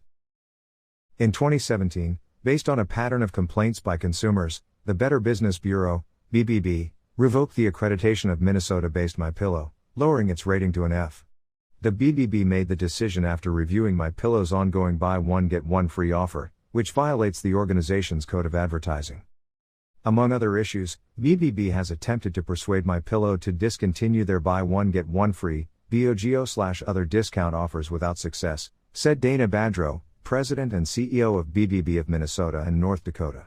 Continuous BOGO offers, which can then be construed as an item's regular, everyday price, violate not only BBB's code of advertising, which all BBB accredited businesses agree to abide by, but also other state and national organizations' rules. Secret discount network. Having a secret discount network that unionized and gave the purchasing class some type of competition against the price-fixing retailer distribution networks that force retailers to screw you over with high prices, one might think that the secrets that they keep regarding their costs should be cancelled out by the secrets that we keep regarding the discounts we give. Marketing serpentine. Avoid the marketing serpentine in all stores. They rout you like a sheep, a stupid shopping sheep that dispenses money. Self-help business. The self-help industry is based on you estimating what your future is worth, thinking someone is going to help you get there, and then paying that person a percentage of it up front, while I do nothing for the good luck that you might happen to stumble upon. Overpriced Clarity.fm. Clarity.fm is a marketplace claiming to offer one-on-one expert advice on a wide variety of business topics. The site makes it easy to facilitate quick Q&A style consulting calls. Set up extremely overpriced Clarity.fm account to establish value by proxy. Spam search results on LinkedIn to establish value by proxy. If you set yourself an account as an expert and you put your price high, it makes you seem valuable. Benefits of marketing. So is it solvable? Yes. Should someone solve it? Yes. It shouldn't work for more than just promoting Bitcoin. But it's easier to do that because people see financial gain. Such as, put in 0.5% of your holdings, do this marketing campaign, watch the new money come in, and see your wealth grow. You could even sell into the new money and make back your $5,000 and roll it again, and roll it again, and roll it again. And that's how marketing works. Your lifetime value of customer exceeds your cost of acquisition, and you're rolling in the dough. If searched for, many of the habits and inclinations we have can probably be traced to a hardcore marketing campaign. Patents, file and forget. How to file a patent, fire and forget. You will spend more time researching if a patent already exists than paying your fee and letting the examiners do their jobs, which is to find out if it already exists. Also, the more searching you do and the more you learn, the more risk you have because you are legally required to disclose anything you knew about that was relevant, and the situation could quite easily exist where you disagree on the relevance of a thing, and now you are legally liable for breaking the law. If you didn't oversearch, you wouldn't be breaking the law. Now, there might be some minimum search that is required, in which case if such a thing did exist one would suggest you meet that expectation within a comfortable margin and not exceed it, unless you are short on cash. Selling your business. Selling to greater fools can be better than selling to wizards. The wizards aren't likely to get a bad deal, so if they want to buy, perhaps you shouldn't be selling. If great investors want to buy your business, perhaps you shouldn't sell. If Warren Buffett wants to buy your business, you have to think to yourself, I'm basically taking the most opposite position on a transaction against a person who is known to make better decisions in this area. Is that really what I want to do? Perhaps you prefer freedom more than money, maybe, but if you're selling for the money you're better off feeling good about the trade when the person on the other side of it is an idiot, than when the person on the other side makes you look like an idiot in comparison. Scams. The funny thing about being scammed is that if you don't have much money, you can't be scammed for much money. If you do have lots of money, it's likely that you are able to make lots of money, and therefore if you are scammed, you can recover and go back to having lots of money. Scams are kind of self-regulated against being too gigantic to the individuals they are perpetrated against. There are some pretty tragic non-monetary side effects, like taking up all of your making money energy trying to recover that which was lost. The disenchantment with the overall dog-eat-dog nature of many people's actions and identities. For some people the self-regulation doesn't count. They lose their life savings in a single swoop and don't have enough life left in them to be made whole again. People whose families depended on them and they find themselves out in the streets. If you want to avoid being scammed, it helps to know what scams look like. And it helps to see all the advanced fee fraud scams that exist. My wife lost her ring here, or a watch here, or a valuable thing here. I have to go, So just give me this small amount and she'll come back and get it later. Right, this is an obvious scam, don't pay them anything. There's a couple websites that just deal in calling out scammers, and they've literally categorized all the different kinds of scams. Be knowledgeable about the many ways to be scammed. SciVive would say you should focus more on being productive than you should focus on being not scammed. The useful advice is reverse the older you become, or if the one-time nature your current wealth is the result of, perhaps a court settlement, divorce, or sale of a company you have a non-compete with, or you're just older than you are young. If you currently have much more than you'd ever be able to make back, definitely focus more on protecting what you have than trying to grow it. One day the poor staff will have to do a literal song and dance to get you to buy some new leggings or whatever the sale of the week is. I'm pretty tired of seeing scams in the in-flight magazine. This week it was a $300 LED light. Really, a piece of plastic with some green and yellow LEDs in it, $300. Says it was tested, clinically. There's a star next to the clinically that says tested on 30 volunteers. Wow. Then you've got all these bracelets with a magnet in them, $300. Says it helps you sleep, and feel better, and focus, and whatever else you need to hear to pay $300 for a $13 item. It makes you wonder whether misleading advertisements and the money it parts people with are justified the same way that people justify the lottery. It is quite literally a tax on people that can't do math, and it ruins literally the lives of nearly all that win it. But it somehow perseveres. Perhaps we feel better thinking that someone was going to part the stupid with their money, so it might as well be for a cause that is kind of good. It is pretty mind-boggling, the mental gymnastics people will do to justify evil things which only profit them. For instance, taking money from people that are too stupid to keep it, makes them have to work harder, and through their hard work, they likely make the world a better place. Hell, that's not even very gymnastically inclined, though it might actually be accurate in some cases. One could assume there will be edge cases where someone is literally already working to capacity, or wouldn't be able to afford better production precursors or equipment. SciVive argues that in an ideal world, whatever marketing and leverage and incentives you can use to make the world a better place will probably make the world a better place. If you think playing the lottery is bad for you, and it's bad for everyone else, then we probably shouldn't be marketing it with state funds on television. Perhaps an advertisement for eating healthy, which, if effective, would lead to reductions in healthcare spending for the state and increases in happiness and healthiness. It wouldn't be surprising if more fit people led to more children being born, because fit people are attractive, and being attractive can cause attraction, which causes proximity, which causes love and all the nice tricycle motors that go with it. Most of what is advertised to you is a scam. In the world of competition for your eyeballs, the people that give you the best deal can't afford to be seen, and the people that screw you the hardest can afford to pay for your attention. Hedge funds weren't even allowed to advertise to you until 2013, but the scams have always found a way. If it reached out to you, more than you reached out to it, then it's more likely to be a scam, and there's an art to making you believe that you, and not they, did the reaching out.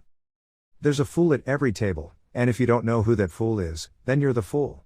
When you're betting, buying, or selling, or even working with other people, it really helps to know who the fool is. Don't get robbed. One of the better things that can come out of this digitized world is better cooperation. Now if you let someone rob you, you have not only turned them into a bigger crook, because you offered them such great profit. You also lost money and a friend, or money and a relationship. Now you have also sent a pointer that anyone else that wants to make money has that as a behavior that they can do. It's just all around bad. Pyramid schemes. Don't fall for MLMs, multi-level marketing schemes, get equals rich quick schemes, or Ponzi schemes, or any of the other stupid schemes. Buying jewelry and speakers from the backs of trucks and in parking lots, people do both of these things all the time. The speakers are never good, and the gold usually turns out to be fake. MLMs are the maximum amount of middlemen and the minimum amount of useful employees. If you've heard of an item, but for some reason you can't buy it in any stores, even though it's not expensive, then you are likely looking at a pyramid scheme or a niche item. Items that are affordable and useful find their way onto shelves in normal stores, just like soap and bread. They're not hard to find, and they have the minimum number of middlemen. No one will spend time convincing you to come to their bread sales hype seminar, to buy your bread reseller package, because it's already an efficient market. All you would be doing is jacking up prices to the end users, and getting in between them and the manufacturers. Get the best work done. If minions do all the work on your account, only minion quality labor will appear. Why not hire the minion in-house, and save the middleman fee his boss is charging? If they make more money when you have a problem, they are more likely to subconsciously, or purposely allow problems to occur for you that you can pay them to fix. This is true of the upsellers of the auto mechanic franchises. You may go in for an oil change, and they discover 10 other issues that need to be repaired. You leave with a receipt of worthless labor totaling a few $100s or more. Real estate agents. As another example, real estate agents make more money the higher price the house sells for. Why would a real estate agent want to make less on the deal by getting you a better price, for the chance you establish a long-term business relationship and purchase other houses to become a repeat client? How many houses are you buying anyway? Real estate agents should be obsolete by now. Lawyers. Lawyers love troublesome clients. The more trouble you get in, the more money they make. Lawyers are people to whom you give your fortune in order to prevent someone else from getting it. You could say that their business is based on people trying to counter unlawful or immoral thievery. Accountants. Accountants, their first mission is to cover their ass, then maybe save you money, maybe. One may sometimes find dark patterns in their tactics. Giving money back to the client guarantees retention of the client. If the accountant runs into some unexplained good fortune, such as a shiny new Mercedes, he or she might claim that the income came from other investments. The tragedy of scammers and conmen.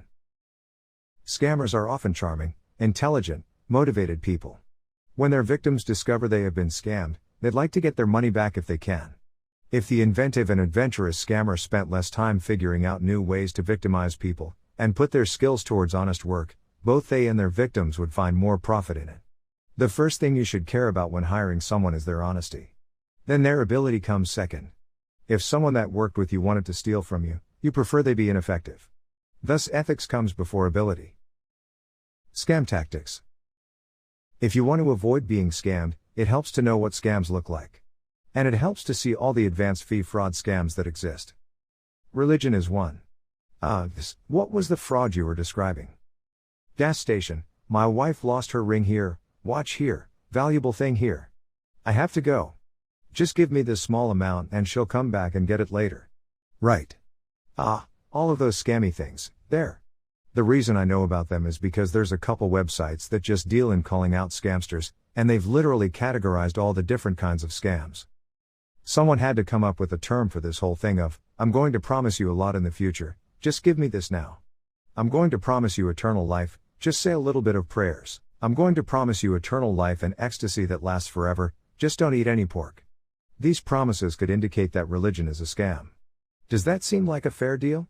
Would anyone not accept that? If that were reality and you get eternal life and you just have to not eat pork, one would cut pork off the entire human menu. But that's the problem with advanced fee fraud, you don't know anyone who's ever gotten the reward. They never come back and tell you about it. You never see video. You never hear audio because it never happens.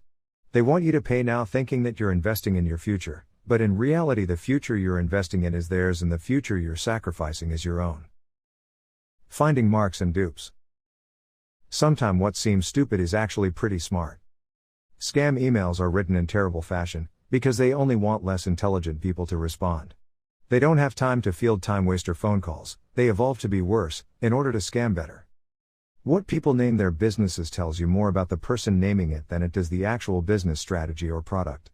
Business names tell you more about what the person in charge of the name had in their mind space than they tell you anything about the business. If you are at a website that has the word millionaire in it, you for sure aren't going to be talking to any millionaires.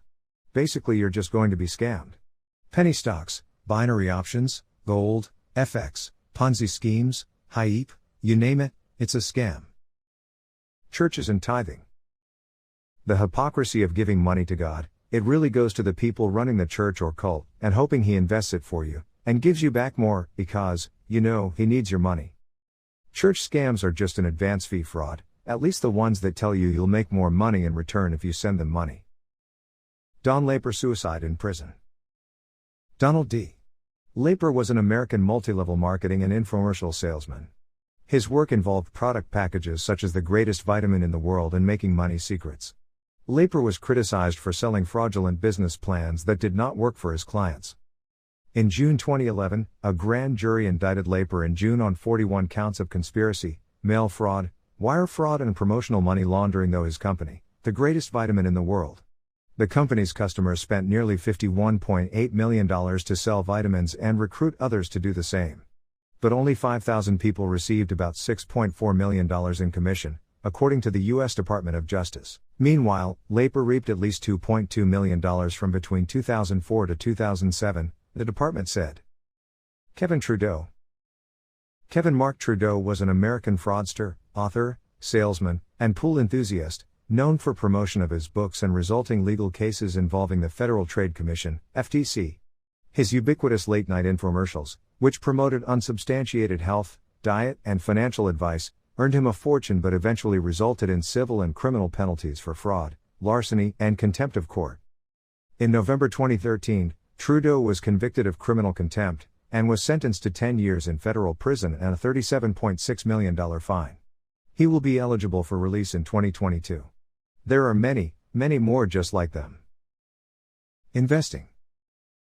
Getting rich on low returns takes too long. To get rich is a pretty stupid idea the way it's normally suggested. You literally have to continually, nearly forever, never take money out of your account and experience any of the real-world benefits of being rich, by being able to actually spend money on things you want, and then one day, after your life is nearly over, you finally get to be rich, because you deprived yourself so long. That's not a good way to get rich at all. Live like a poor person forever, so you can try to make compounding interest make up for your low rates of return. There was once a guide on how to get rich that you could save money by foraging for food and hunting. That's a pretty funny suggestion to try and use if you live in a big city, because you'd have to forage in garbage cans.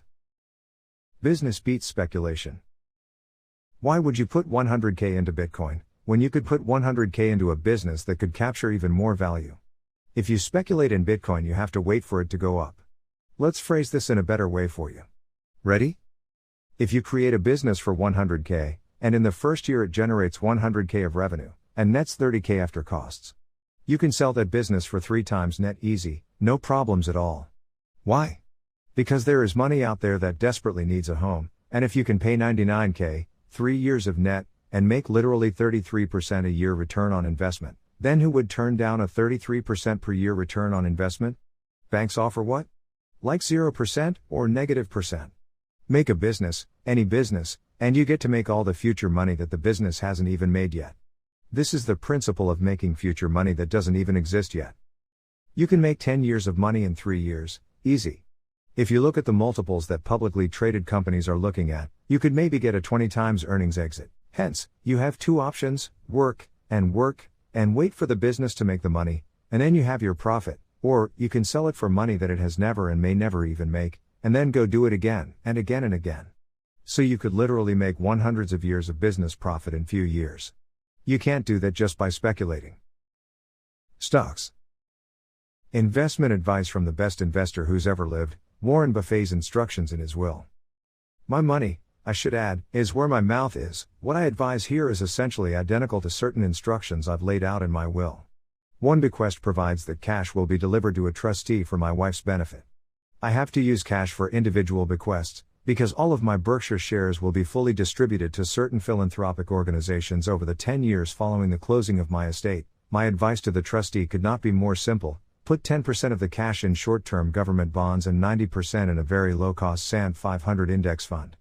I suggest Vanguard's. I believe the trust's long-term results from this policy will be superior to those attained by most investors, whether pension funds, institutions or individuals, who employ high-fee managers. 2013 Berkshire Hathaway Annual Letter. If Warren Buffett's wealth has closely tracked the value of Berkshire Hathaway, then anyone in the world with access to the US stock market could have bought Berkshire Hathaway stock and made exactly the same return on investment as Buffett did without doing any work. That's pretty insane. He made 94% of his wealth after turning 60 years of age. Tickers: VRKA, IBB, SPY, GLD, Apple. Berkshire Hathaway is insanely good, and recently biotech is even better. Perhaps Berkshire, S&P 500 for anti-volatility and safety, then overage gets put into IBB. Take advice from Warren Buffett. Warren Buffett and Sam Walton both drove ordinary cars and didn't like wasting money on themselves, and so the thesis is that one lifestyle design is a different form of excellence than business design. Just because you have more money than someone else doesn't mean you have better stuff or more time for a higher quality of life. If that's the case and it's likely that you're going to get similar performance, then you should probably be careful on how many risks you're willing to take to get something that doesn't pay what you thought it paid. Psychology. If you like to always have increases, and rarely drawdowns, great ideal, then your stock choices should be selected for not having drawdowns over any period longer than a couple of your sampling rates, or even a single sampling rate. It's easy enough to just set a reference point some time far in the past, and then you're almost always up, but that trick may not always, or ever, work. Long versus short. It's a little bit confusing, but this is part of the reason why people like to be long stocks instead of short stocks, because the short stock can't go below zero but it can keep going up 10x, over and over again. Entities generating returns. For the sake of knowing, is there any other entity out there trying to generate returns on investment? Like a fund, so to speak, other than the Sovereign Wealth Fund of Norway that does so with a mission focus. We focus on companies that do this type of good in the world. I would love to discover those people and find out how they were able to create and sustain and hopefully get results in this world. Global asset allocation. Would you rather Google have more cash to do things, or that your neighbor Bob can buy more beer? To some degree it's better for the world that Bob drinks less beer and some companies have more money. Now on the whole, the amount of useless crap that gets done so vastly outpaces the useful stuff, that it's probably still not a good idea for Bob to have to pay more taxes, or be deprived the fruits of his labor because some megacorp can afford millions in consulting fees to create or discover the newest loophole du jour. Trailing indicator. Do you know the story that tells you that your income is the average of the 5 people you spend the most time with? That's some correlation causation bullshit right there. That's a trailing indicator. Like when your income increases, your friends just change. It's not the other way around. It's not like your friends changed and then your income changed. Everything doesn't go that direction. Taxes. As the saying goes, only 2 things in life are guaranteed, death and taxes. Well, it's not really true. Ingvar Kamprad started IKEA. He owns most of IKEA through Inca Holding and Stitching Inca Foundation. He took his share of IKEA, put it in a trust, and the trust pays no taxes, so he basically pays no taxes. Rich people do this all the time.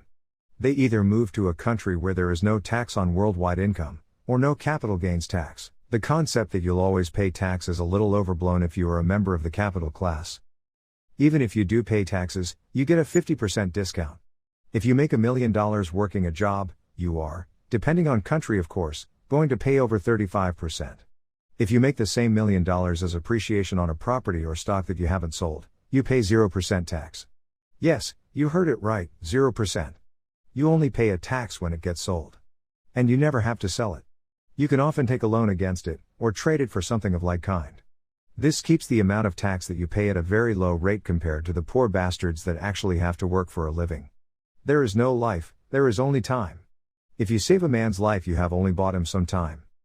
Let's say, magically, that you're lucky enough to have property and capital goods that generate revenue, and therefore have capital gains. Let's say you're lucky enough to be in that class, or fought your way up through the working class.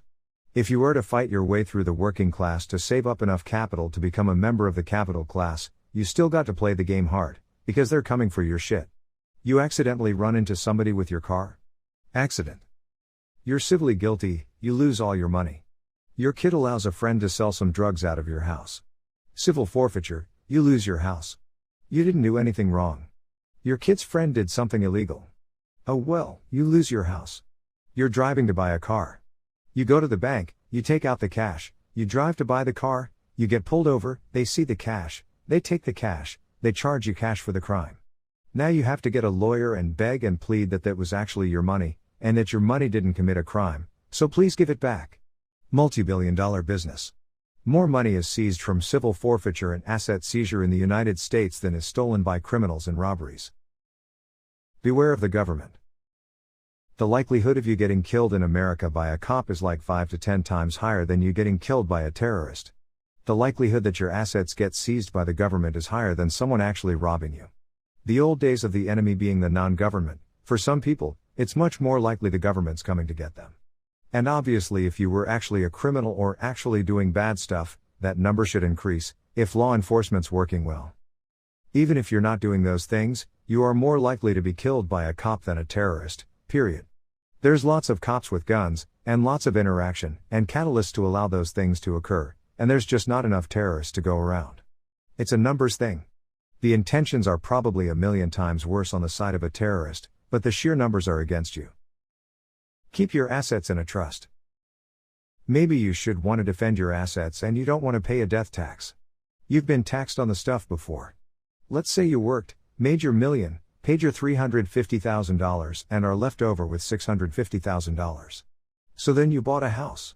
Now you sell the house, now you get taxed again, you get double taxed. Well, that's not fun. So what's the trick? The trick is to not own your house. You let a trust own your house. Then, the trust doesn't die, the trust doesn't pay an estate tax. You become civilly liable for some stupid thing your kids did, or for some civil forfeiture, or for some running a person over, or whatever the problem is. The trust didn't run anybody over.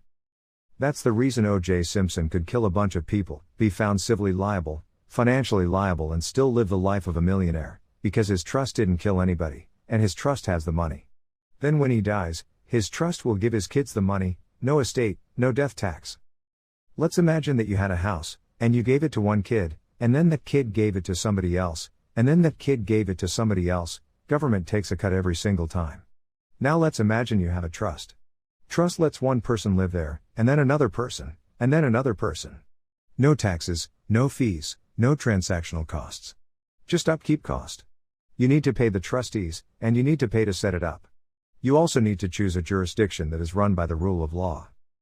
Apparently Bermuda's great, because that's where all the insurance companies have their billions of dollars, so it's good enough for them, assuming that the insurance laws that cover that formation are similar in well covering family trusts. Maybe there's 4 or 5 kinds of trusts. Well then, you should be as well protected.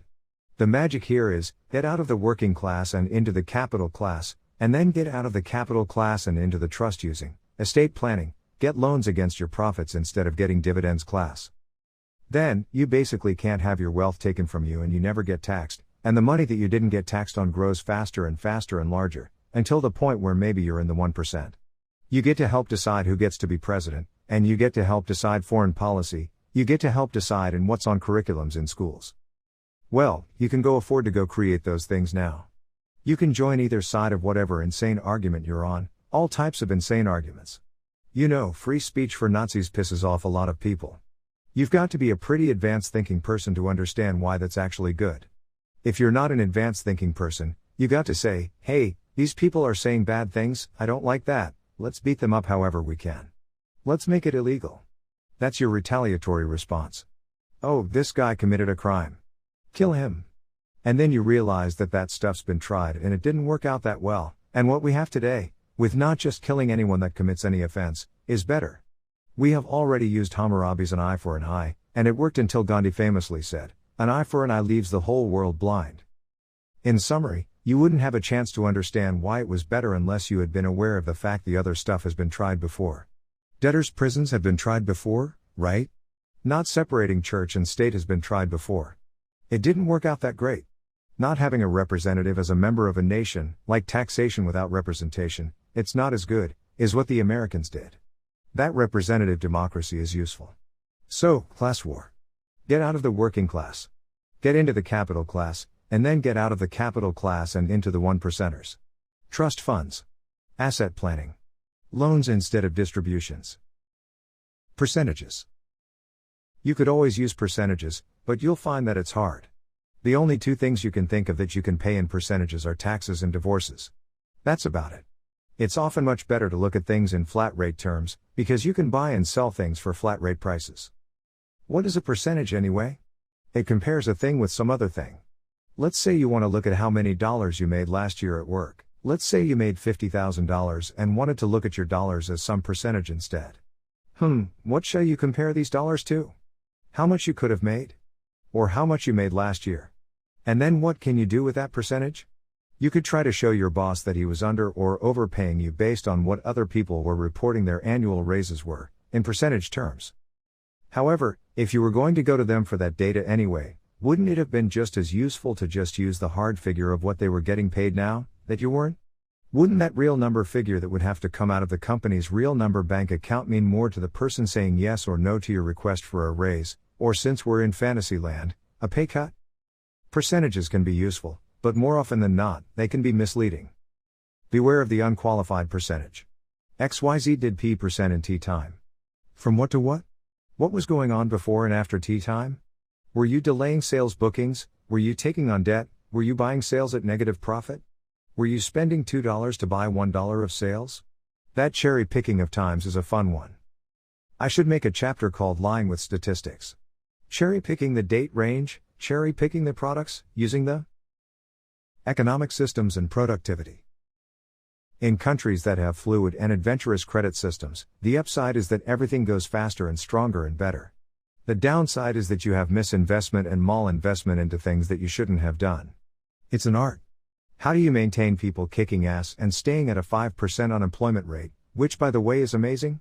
If you had a family on an island and you tried to get 95% of your family to kick ass, 5 out of 7 days a week, it wouldn't happen.